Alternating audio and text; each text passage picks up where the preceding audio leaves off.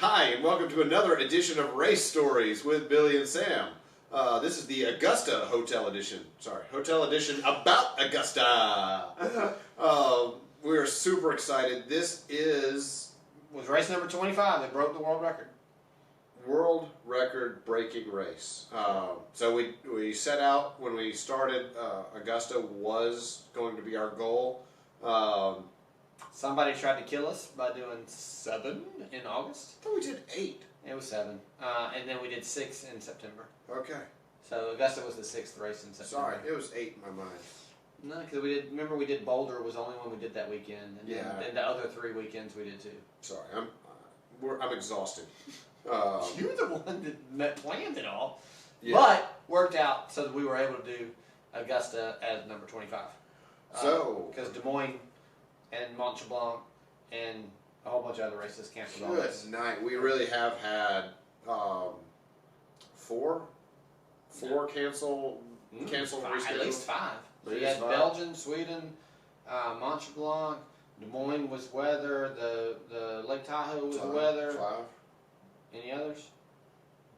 I don't know, but whatever. Sweden, you got that one in there? Yeah. I mean, China, Australia. Yeah, that's going to the future. Okay. Yeah. So, the racing during COVID has had, obviously an impact, but made it especially hard to pull this off.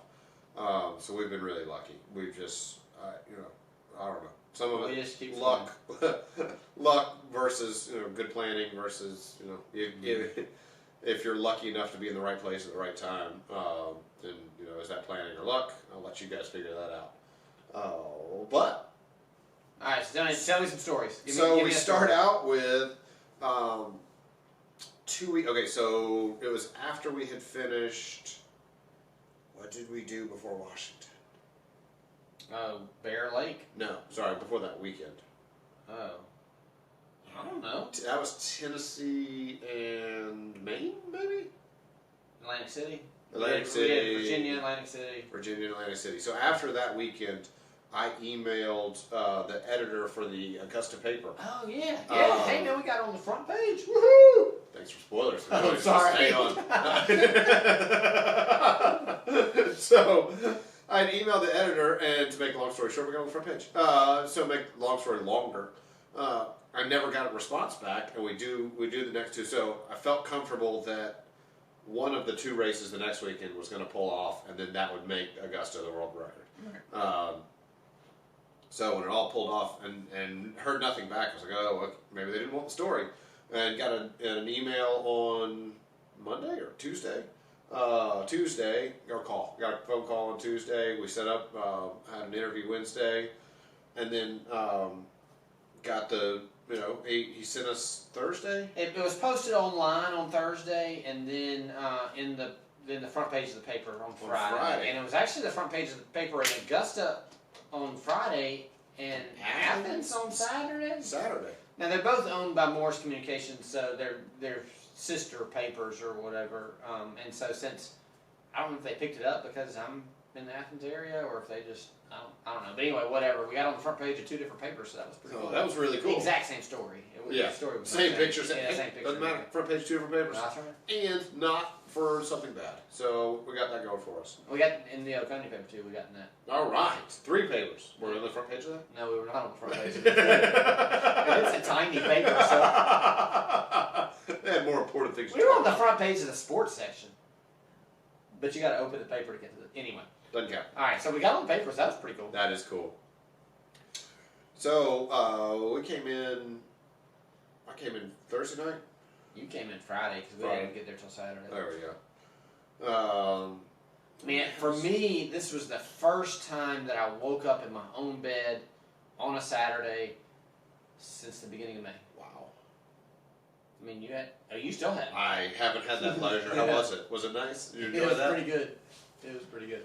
Oh man. So, and I was home Sunday night, so I was gone for I don't know, it wasn't 24 hours, but it must have been a little over 30 or 35 or something. It wasn't even 36, I don't think. So, yeah, man, it was good. So wow. All right, so transition and we had a ton of people. I mean, this was the race, right? Yeah. I mean, this was the one that we were going to break the record. So there was a fair amount of excitement from other people, which was pretty cool. Yeah, it's the first time that's really happened for us. As we've gotten further along, when we had 2 slashes on the back of the jerseys. Yeah, it's kind of like, what are you doing? Yeah. But now it's like, what happens when you cross off? I got a lot of that. What happens when you cross off the 1? Oh, set a new world record for 70.3 in here. Really? Yes, sir. So going into the swim, so we had talked to we normally try to get in touch with the race director, and this time we got to see Dave Rags is what he goes by, but the announcer, and we got to see him in Blue Ridge. It was after Blue Ridge. Sam actually sat next to him on the plane flying out, and so we got to talk to him. And in Blue Ridge, we were like, hey, if we happen to break a world record while you're announcing, at a race that you're announcing, would you announce it for us? And he was like, yeah. So he was actually there. Apparently he was in Atlantic City too, and we didn't catch up with him there, but we didn't break the record in Atlantic City.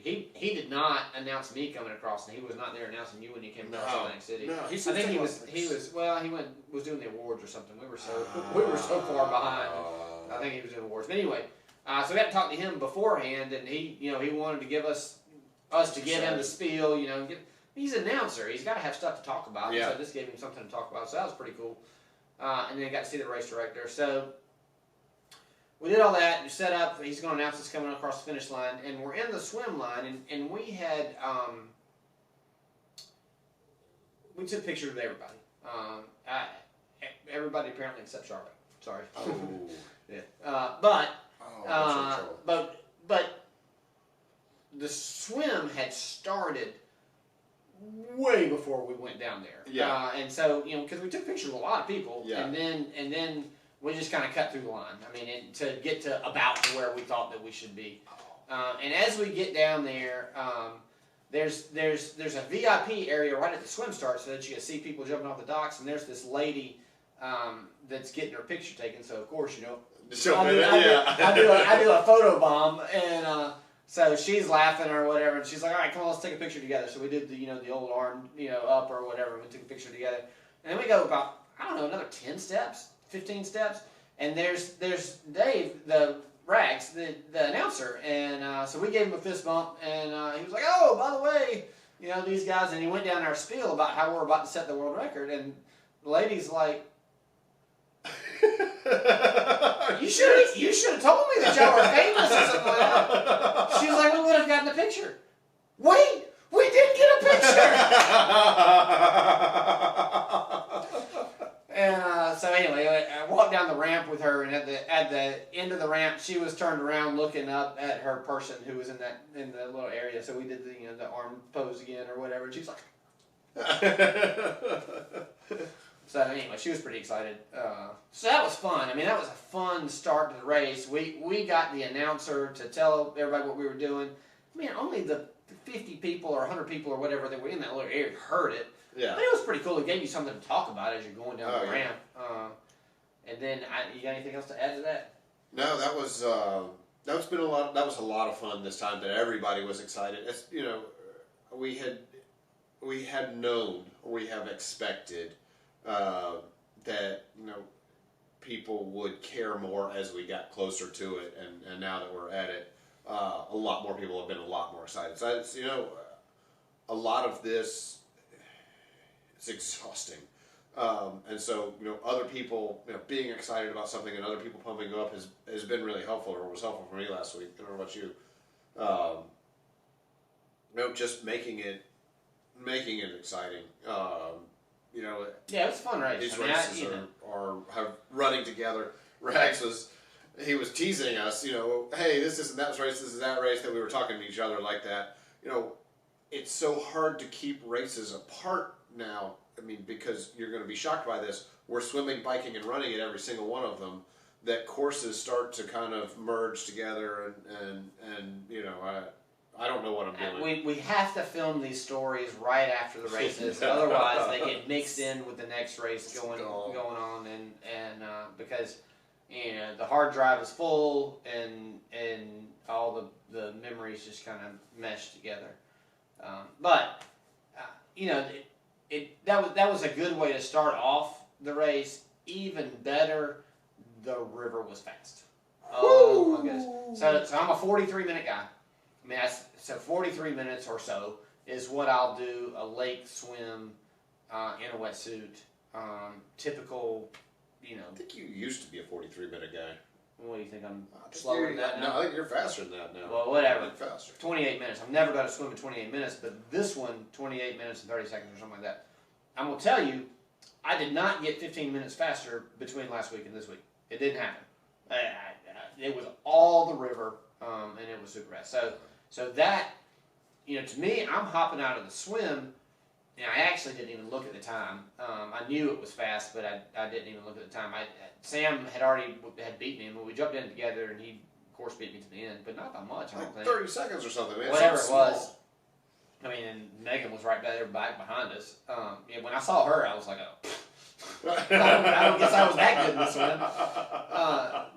But anyway, saw him in transition, and he told me what he thought his swim time was. So kind of gives you a boost that you're like, okay, well, I'm that much more ahead, that much more ahead. So that played into the bike. You hop onto the bike. You got any more swim stories? Oh, we should talk about the tragedy. Yeah. So there was a fatality at this race. We don't know. I'm sure why. you can find all the stories as of when we're taping this. It was a teammate of mine from Stellar that saw the guy go down. He went under, and she went to go help him. She was keeping him above water, and got him. A kayaker came to assist, and then they had a jet ski assist, and then finally a boat. But this was a large dude, and he's an attorney, or was an attorney. He was doing a relay, man. That was his only leg. Was it really? Yeah, the only leg of the whole race. Brutal. Yeah. So he passed away. She thought she had saved him, and went through the whole race thinking, I'll save somebody's life. Yeah. And then he gets to the very end and finds out he passes away. But good for her for even being there and giving him a chance. Oh, no, that part's tough. It looks like it didn't have anything to do with the race. I can't imagine how it would have anything to do with this race. That should not deter you from doing these races. My guess, as an unskilled, unknowledgeable person, is probably, we're going to find out it's a cardiac event. He had a heart attack and just died instantly. And that just happened to be while he was swimming. And so, there's nothing that you're going to do about that from racing. So just because there was a death on the swim, please do not think that, that had anything to do with this swim. This was a really great swim. It's a really great race. And it was just a really unfortunate circumstance for that individual. So certainly our hearts go out to him, his family. I'm so sorry. So moving on to the bike. Yeah, I don't know how you transition from that. How do you segue from that, man? No, that's just brutal. I mean, I think we just moment of silence, right? Yeah. Okay. All right. So on to the bike. Keep his family in your prayer. So yeah. So on to the bike. So this bike, did we bike together? Nah, I caught you at like mile. You mile 11.28. I don't know why that stuck in my head, but I watched. I was like, good. Come on. It's really frustrating when I get caught inside of mile 20. Hilly courses happen, so. I followed you for a little bit because I thought that you were probably trying to stay ahead of me. Did you catch me at mile 2? I don't know. Everyone like that. I stayed with you for a little while, but I never. I lost you somewhere. We stayed together for a long time. Wait. All right, so I'll tell this story. So we're going along, and I catch him, and and we ride together. Yeah. I mean, I tell him he's driving Miss Daisy because I ride by him. He's sitting there talking to somebody. She's from Louisiana. She's a very nice person. And first race. And so I'm like, come on, man, we got a 15-minute head start. Let's go. Let's get on this. And so anyway, so we're going along, and I mean, we're not doing the fastest we've ever done, but I mean, it was a good pace for what we were doing. But the deal is if you're on the side of the road and we pass you, at least for me, are you okay? If you have a different statement now, like you have a new statement, right? Because everybody asked if you're okay. Are you okay? Yes. So, but if you're changing a tire, do you have everything you need? Okay, so if you're just on the side of the road, then you could be hurt or something else. But if I see that you have a flat tire, do you have everything you need? You have one chance, yes or no.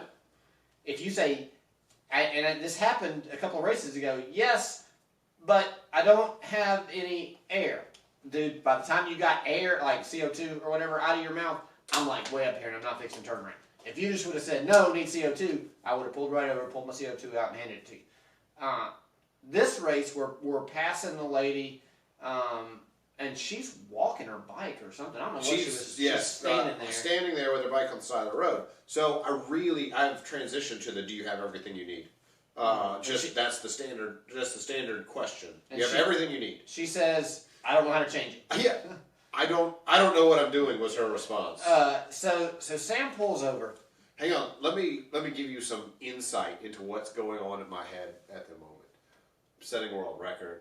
I'm on some kind of visceral high, and I am about to be a knight in shining armor. This is going to just be the kiss to this whole race. I'm going to save this lady's race too. All right, so Sam pulls over, and I keep going. And I have a selfish individual. I have about 2 seconds to decide what it is that I'm going to do. And in my head, I'm like, should I pull over? There's two of us. It's going to be two people trying to change a tire. That's just going to be a waste of time. And so now I'm like 5 seconds in.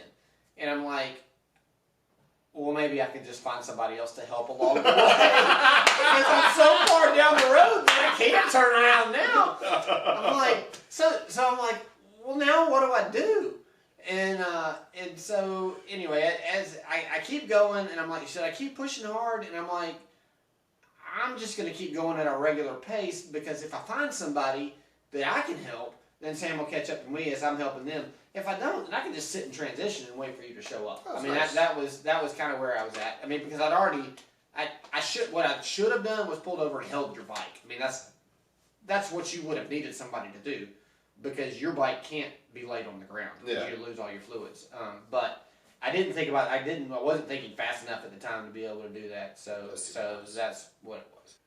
So what's your version of it? So I pull up from the side of the road, and somebody's a good man as they're passing me, which is really great. That's somebody his age group going, yes, spot. Just got that spot. So sorry, I was looking up. We averaged 19.1, or I averaged 19.1 on that bike. So I'm going back. So I stop and go back to check on her, and I'm so excited. I'm gonna help this person finish this race. And I look, and her rear derailleur is in her spokes.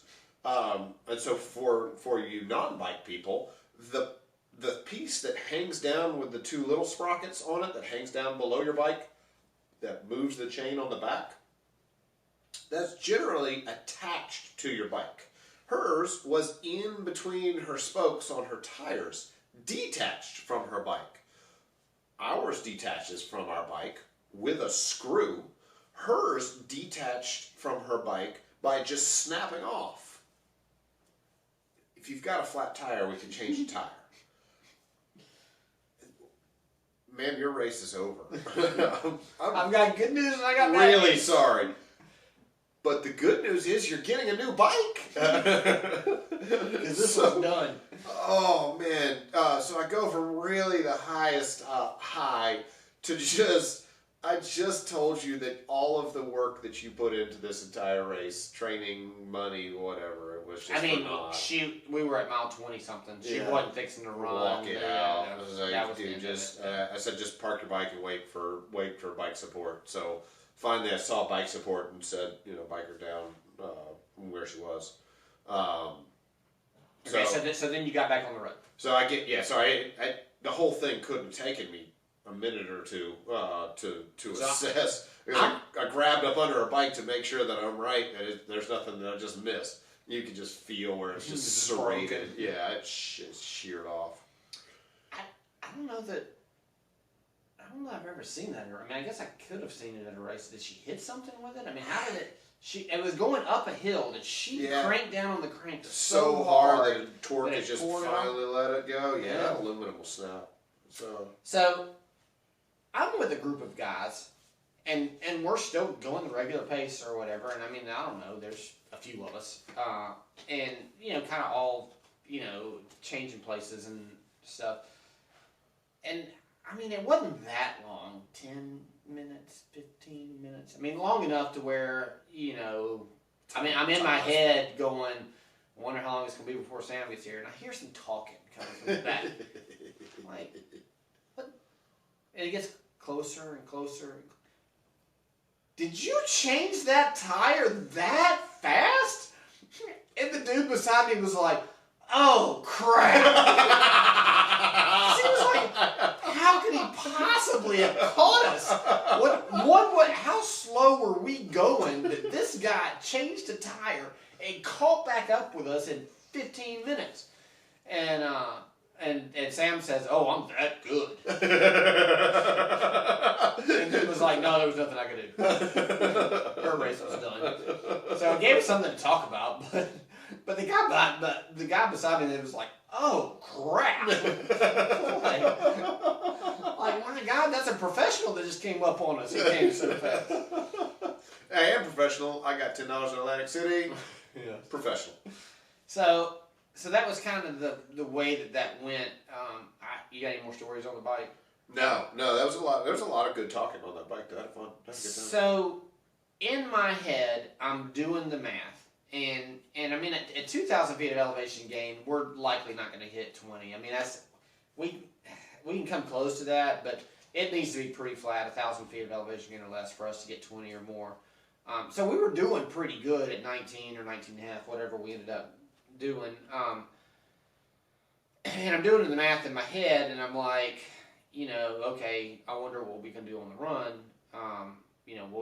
We'll hop off the bike. Anyway, At some point, Sam stops at the aid stations or at least slows down and picks up water bottles or whatever. And so we got separated.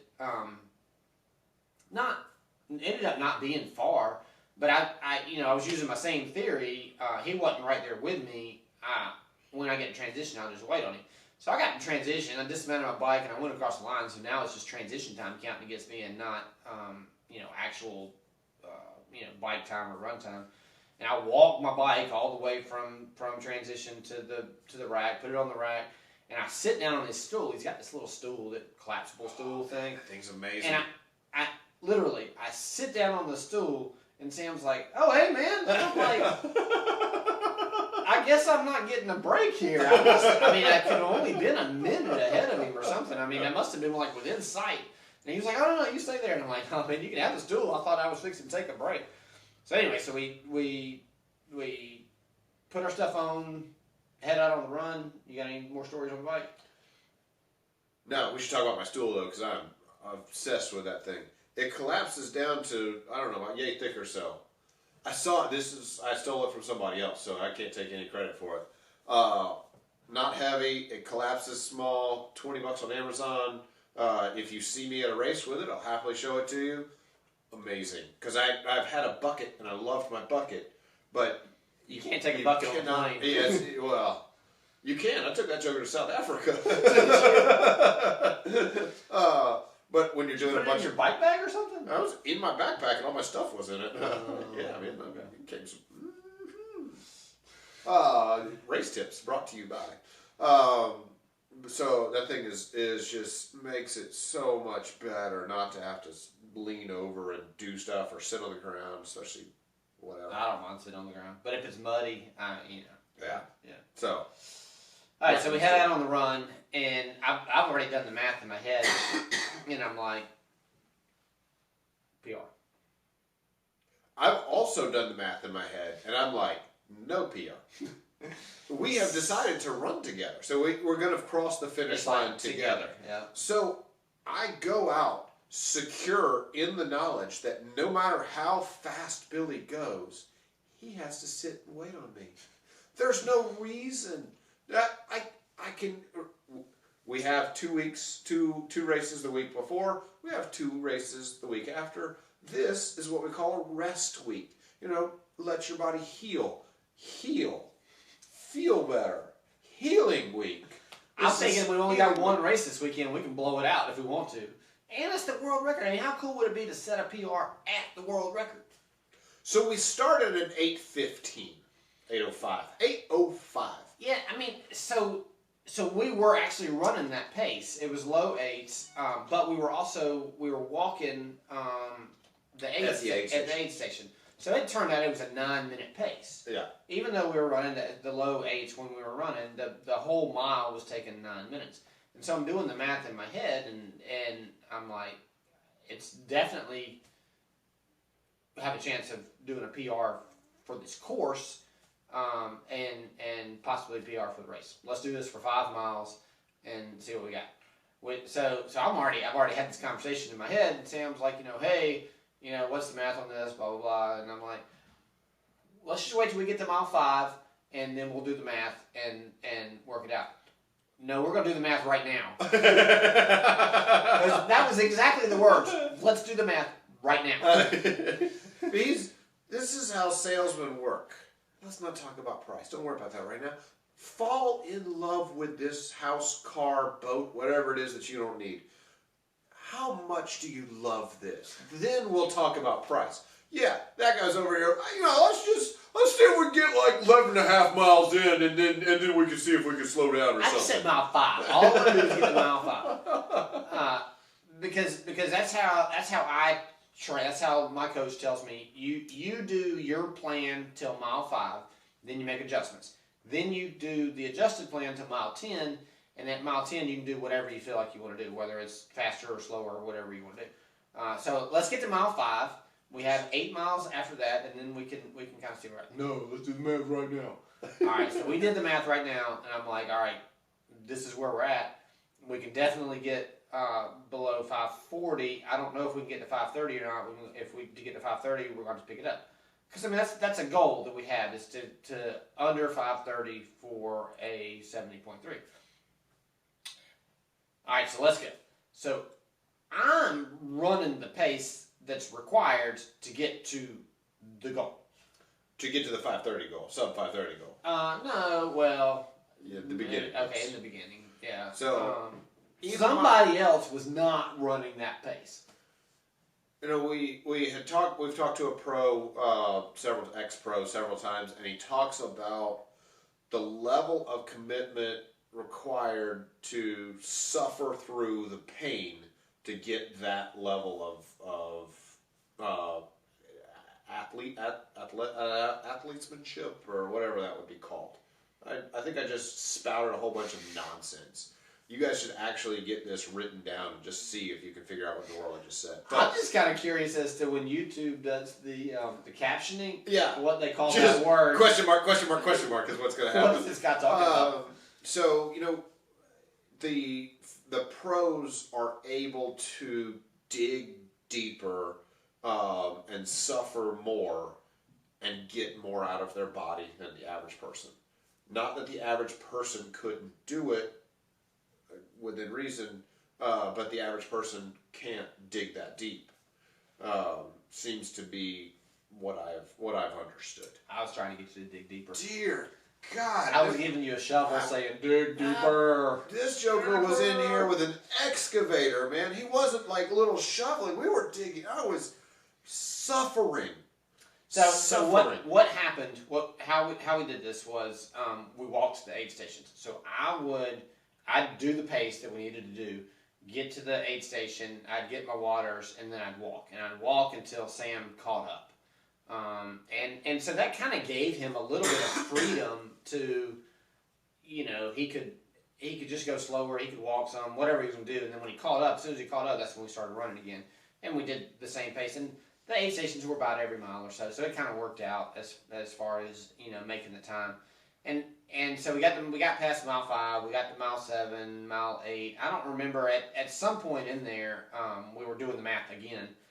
And I was like, okay, 5:30's out, but 5:40 is super realistic. So your PR was like 5:40 and change or something like that. So 5:40 is we can do that, but we got to keep going. You know, do you want to get a PR on this? All right, well let's go another mile and we'll see. Let's go another mile. So did that, went another mile. Okay, got to mile maybe 11 or so, and that's when you know you can do it, right? I mean, you got 2 miles left. You're running 20 minutes or whatever it's going to be. We were trying to do 9-minute miles, so that would have been 18 minutes. And you're looking at it and you're like, okay, well, I mean, at 18 minutes, we're gonna have a really good time. I mean, that's gonna beat your PR by a bunch. So I mean, did that help any? I mean, at what point were you like, I got this? When we touched the red carpet with Ironman on it was the only time I was sure I wasn't going I had to get you to slow down for that. So I mean, at mile 12. There was an aid station somewhere like mile 12 and a quarter or 12 and a half or something. Yeah. It was actually pretty close to the finish line, closer than a mile to the finish line.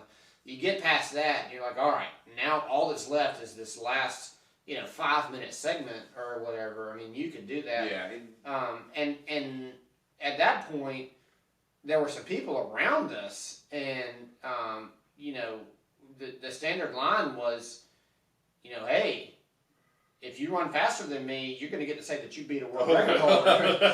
And there was this lady that was right in front of us, and she took that to heart. She was not giving up. She was like, I'm beating these fellas. And she did. We would get just a little bit ahead of her, and she would just kind of ease on up. We get a little bit ahead of her and ease on up. And so the way that the finish line works is you basically make kind of a J. You go, as you're coming down the road, you hang a right, and then you hang another right, and after you hang that right, you're pretty much going towards the finish line chute. And so she's right in front of us, and there's actually a few people in front of her, and we could have sprinted and, gotten past all those people and maybe knocked 15, 20 seconds off of our time, but it was already going to be a PR for you. Yeah. So we already had it. There was nobody behind us. Mm-mm. I mean, for like 200 yards, which is pretty unusual. Yeah. I mean, there's not that much of a gap, especially when we were finished in the middle of the pack. There's usually never that much of a gap. But hey, if you remember, Rags is gonna announce us. He's gonna, we're gonna have this, finish line celebration. It's gonna be really great. Sam decides that he wants to go faster, and I'm like, no, man, hold back. we got it. We're gonna get the PR. It's okay. But your natural inclination is to try to pass those people that are right in front of you. And so anyway, we finally gave them a little bit of space, and we're coming across the finish line, and we're running, and I hear, Samuel Crozier, Ponte Vedra Beach, Florida, William Crozier, Watkinsville, Georgia, and I'm like, that doesn't sound like Rags. And we're like, yeah, we're making the world record, awesome, and there was nobody there to announce it for us, so we did not get to announce it. So that was like Rags was on a break. It was like on the only break that he took all day. It just happened to be when we finished. So we timed that so poorly. Yeah. So that was that we still had plenty of family members there and stuff. Yeah. And the celebration was wonderful.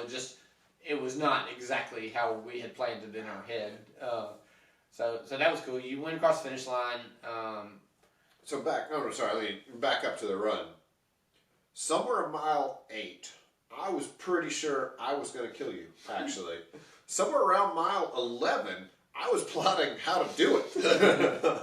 This is only got so much blood that can go to my brain because most of it needs to go to the legs. So 100% of my brain power was focused on, we're going to Tennessee. I know we can make him disappear somewhere in Tennessee. Backwoods in Tennessee. Yeah, not only are we going to Tennessee, but we're traveling from West Tennessee to East Tennessee, and there's a lot of backwoods in between West Tennessee and East Tennessee.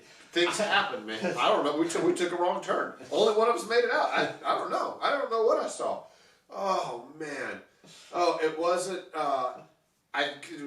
we're laughing about it now, but I was complaining and moaning, and Billy was tolerating it and with a smile. Oh man, that hurt. So I had a leash on him, and I was dragging. Dude, it was. You know the dog, like where it's exhausted, and you see the owner like walking it down the sidewalk. Just it's a carcass.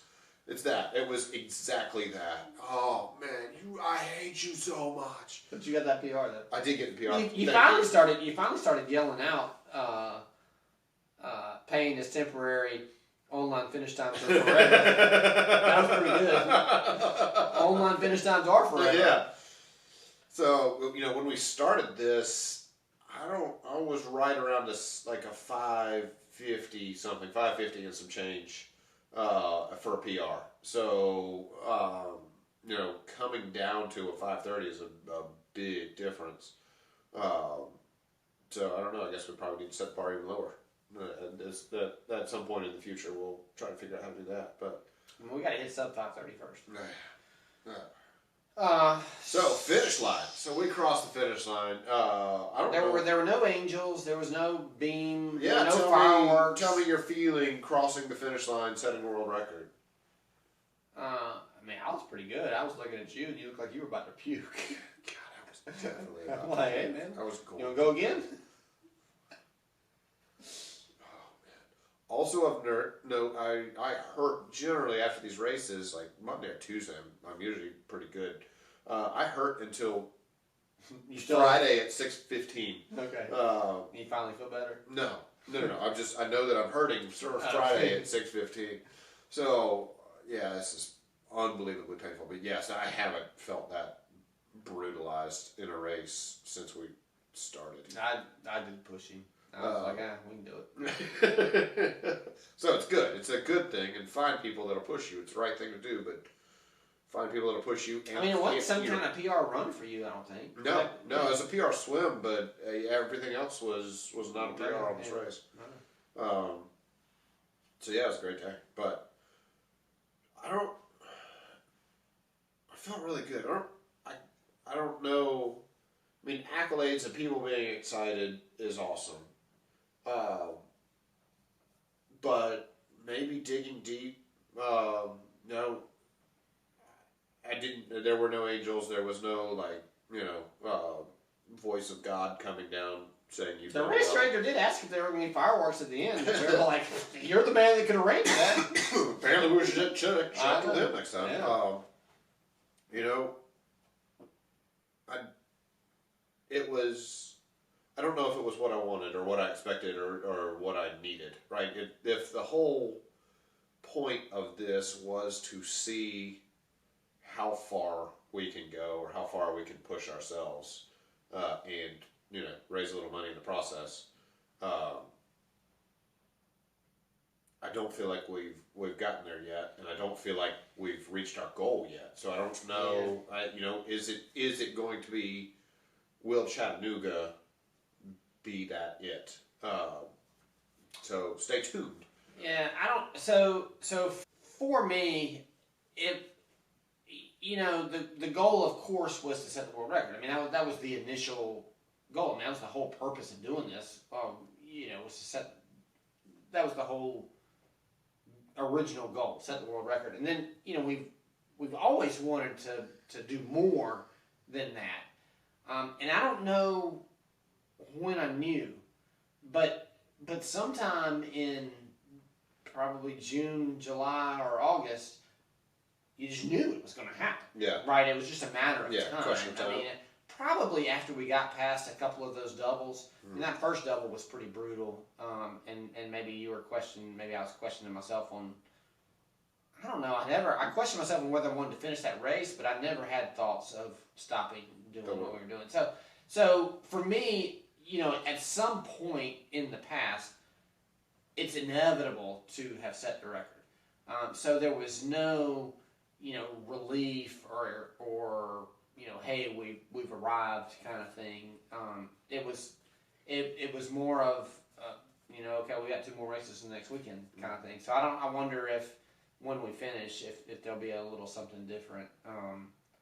But yeah, I mean, for the race, it was exciting to do. Super stoked that there were so many people on the course that were cheering for us. I mean, athletes, even the volunteers. There was volunteers at the aid stations. Oh, there's Iron Fam. Y'all keep going. You got it. I mean, that kind of stuff, really cool. Other athletes, people that have followed us, give us encouragement, and people just on the side of the road, teammates, family members, everybody. Lots of encouragement, and so that kind of gave you that much more energy for that race.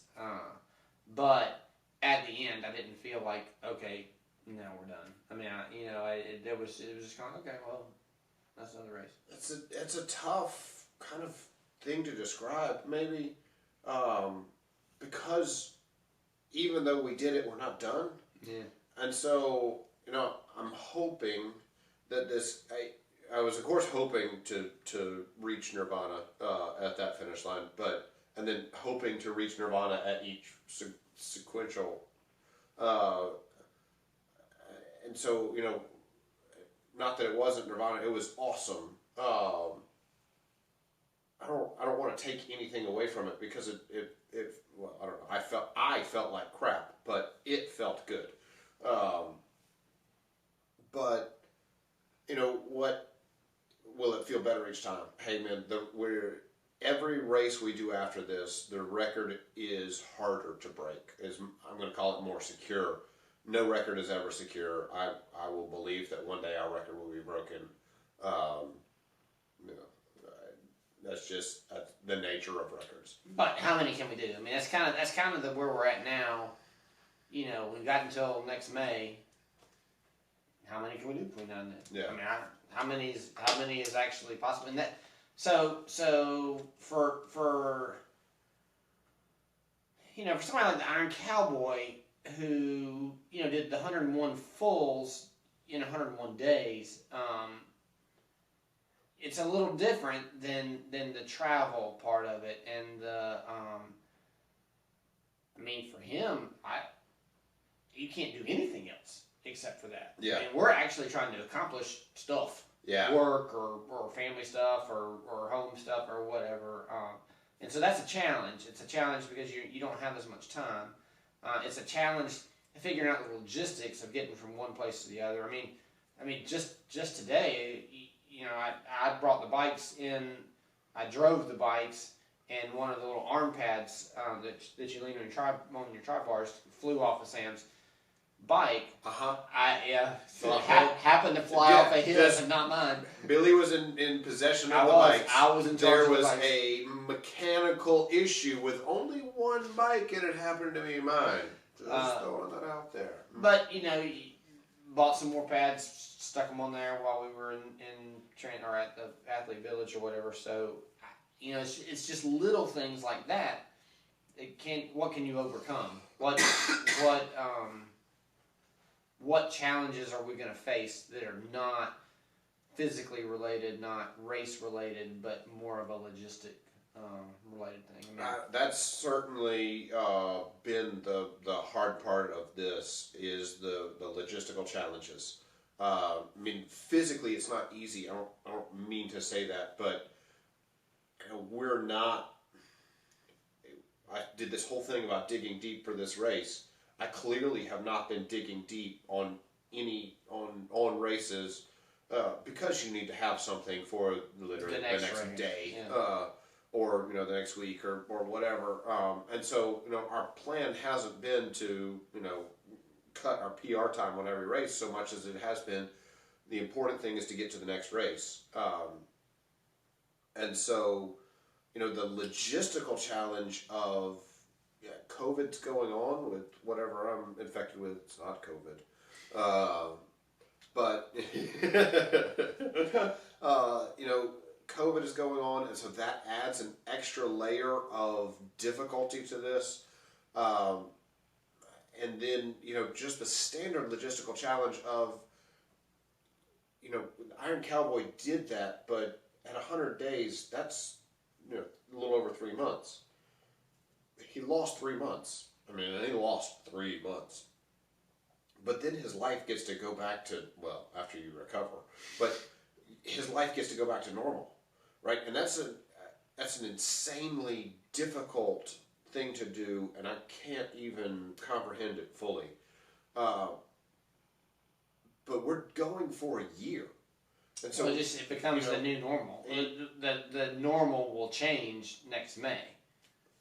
Normal now is where we're going on Friday or Thursday or whatever. What do we need to plan for? We get a break when there's a race that's close by that we can drive to or whatever. Most of the time we're flying and taking apart bikes and whatever.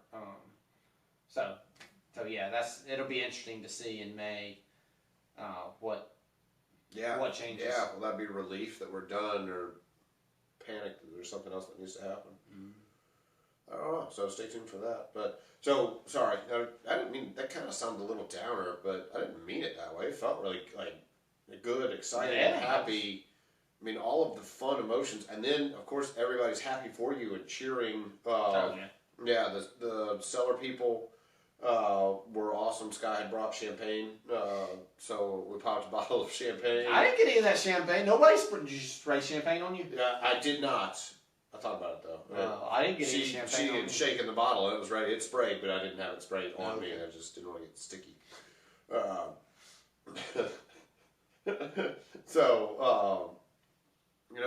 was awesome, and that encouragement is awesome, and people are so excited.